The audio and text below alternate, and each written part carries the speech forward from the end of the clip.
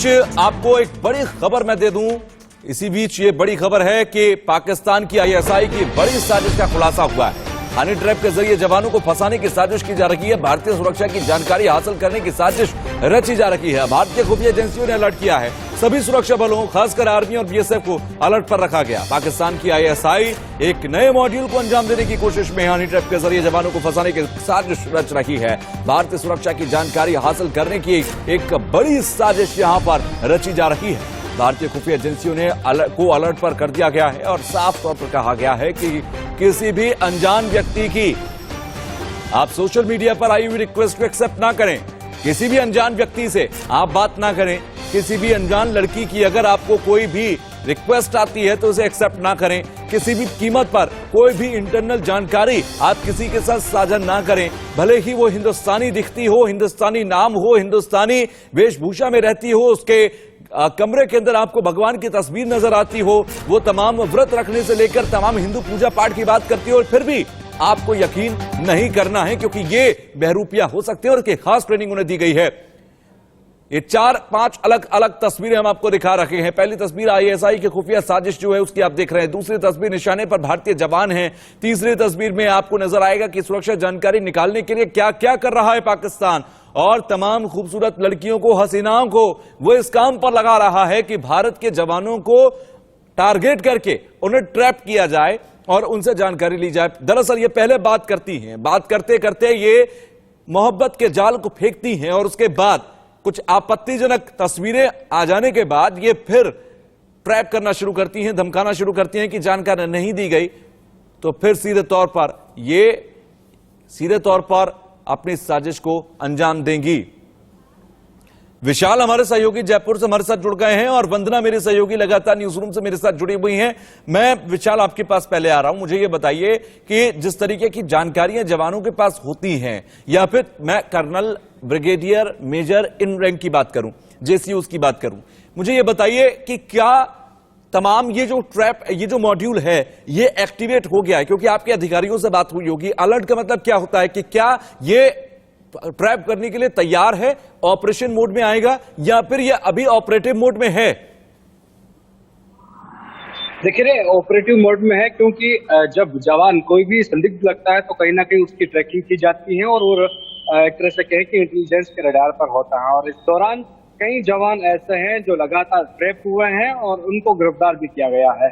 और भी कई ऐसे जवान हैं जो इनकी हुस्न की मल्लिकाओं के एक तरह से कहें कि जाल में फंसने के कगार पर है, और ऐसे में कहीं ना कहीं अलर्ट जारी किया गया है क्योंकि वो भी इंटेलिजेंस के अलर्ट मोड पर है और वो भी इंटेलिजेंस के अलर्ट एक तरह से कहें कि रडार पर है।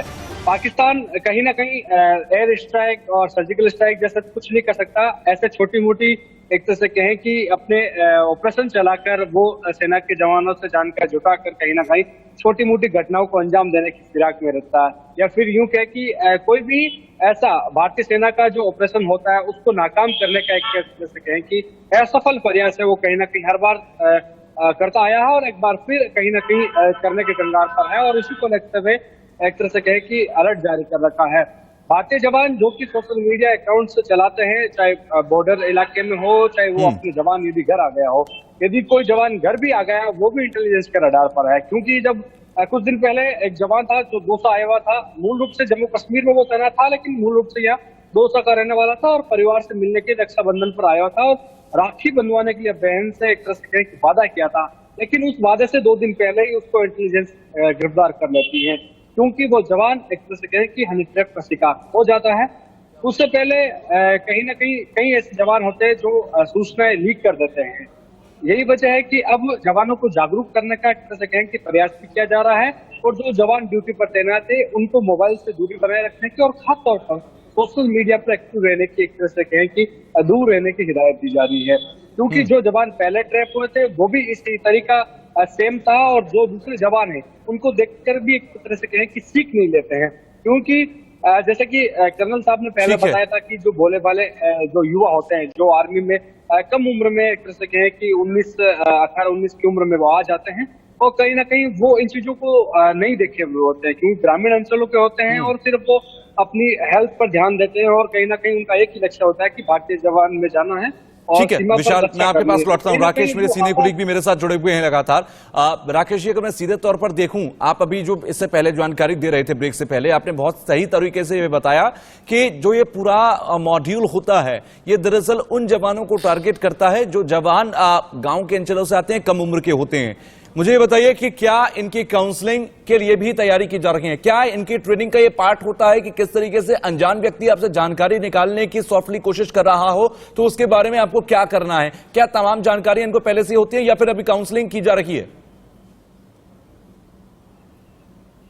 देखिए, जो जवान भारतीय सेना में या बीएसएफ में जब ज्वाइन करता है तो उसे पूरी तौर पर काउंसलिंग दी जाती है। लेकिन जहां तक जिस तरह से पाकिस्तान की ये कारस्तानी, क्योंकि लगातार जिस तरह से खुलासे हो रहे हैं, और महत्वपूर्ण बात यह है कि पिछले दिनों आपने देखा था कि सीमा पर कई बार घुसपैठ की कोशिश की गई थी और घुसपैठिए को मार गिराया गया था भारतीय सेना द्वारा। लेकिन जिस तरह से पाकिस्तान द्वारा लगातार इस तरह की साजिश, और न केवल जहां सीमा पर मार खाने के बाद अब जो है हनी ट्रैप के जरिए जवानों को जो है किस तरह से उनसे सूचनाएं लीक किया जाए, और उसके लिए बाकायदा जो एजेंसी है, जो 412 जो पाकिस्तानी खुफिया एजेंसी की जो यूनिट है, जो कि सिंध उसको जाना जाता है, 412 सिंध यूनिट जो कि हैदराबाद में है, और उसी ने ये मॉडल तैयार किया है।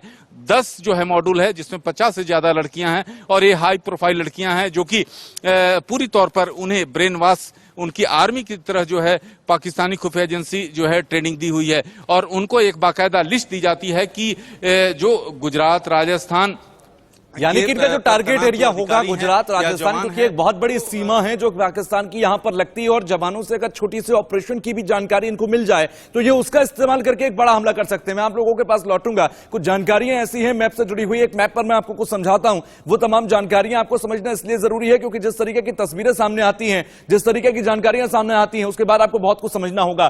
पाकिस्तान में कहां कहां सेंटर्स बनाए गए हैं ये आपको समझना जरूरी होगा। अगर मैं आपको दिखाऊं ये मैप, आप देखिए, इस मैप को आप देखकर ये समझेंगे कि क्या लोकेशंस हो सकती हैं। लाहौर, रावलपिंडी में एक सेंटर है, इसके अलावा श्रीनगर का जो ऊपर का हिस्सा है वहां की तरफ, इसके अलावा कराची, ये कुछ सेंटर्स हैं जहां से ये पूरा ट्रैप का काम किया जाएगा। इसके अलावा अगर हिंदुस्तान के अंदर की मैं बात करूं तो आप हिंदुस्तान के अंदर देखेंगे लखनऊ, दिल्ली, जयपुर, हैदराबाद, ये तमाम वो शहर हैं जहां पर सेंटर्स बनाकर टारगेट करने का काम किया जाएगा। यानी कि ना सिर्फ पाकिस्तान के अंदर, हिंदुस्तान के अंदर भी सेंटर्स होंगे जिन सेंटर्स से ये कोशिश की जाएगी कि हनी ट्रैप कर सके ये तमाम हसीना, ये तमाम जो ISI के इशारे पर काम कर रही लड़कियां हैं, ये जवानों को टारगेट करेंगी।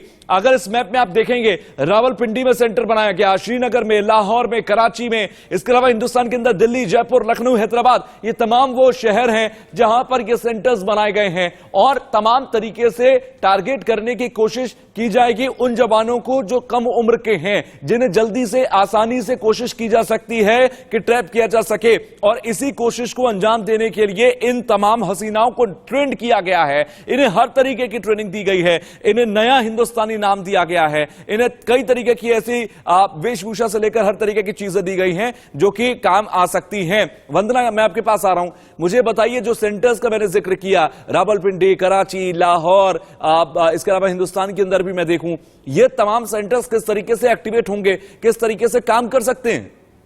एक तरीके से कंट्रोल रूम के रूप में ये सेंटर्स काम कर सकते हैं। और जो जवान है, जैसा कि आपने बताया कि ग्रामीण अंचलों से जो जवान जाते हैं, भोले भाले होते हैं, कम उम्र के होते हैं, उनके बारे में डिटेल्स शेयर की जाएंगी, तभी उनको टारगेट किया जाएगा। और बताया ये भी जा रहा है कि बड़ा ही प्रोफेशनल तरीके से ISI इस पर काम कर रहा है, और इसीलिए ट्रेनिंग बाकायदा जो ISI के ब्रिगेडियर या कर्नल रैंक के जो ऑफिसर्स हैं उनकी ओर से, पाकिस्तानी आर्मी की ओर से ट्रेनिंग इन हसीनाओं को दी जा रही है। और लगातार ये जो काम किया जा रहा है उसमें ब्लैकमेलिंग का भी सिलसिला चलेगा, क्योंकि जो तमाम चैट होगी वो ये माना जाएगा, जवान समझेगा कि ये सीक्रेट उनकी चैटिंग हो रही है, 2 लोगों के बीच में है, लेकिन ISI उसको रिकॉर्ड कर रही होगी। यानी ये बेहद घातक हो सकता है। एक एक चीज की जानकारी जो एक जवान के पास हो सकती है वो सीक्रेट डॉक्यूमेंट हासिल करने की कोशिश इन हसीनाओं की ओर से की जाएगी, और शादी का झांसा भी उन जवानों को दिया जा सकता है। जवान से बात करते हुए ये हर तरीके का प्लान बनाएंगे, शादी से लेकर